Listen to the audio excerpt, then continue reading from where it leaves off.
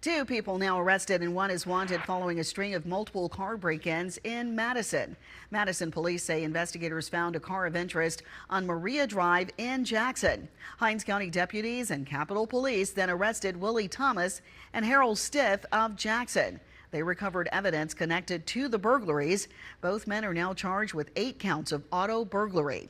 Thomas was on parole from MDOC, while Stiff was out on bond on an aggravated assault charge. A warrant has also been issued for Christian B. Stiff on multiple burglary counts.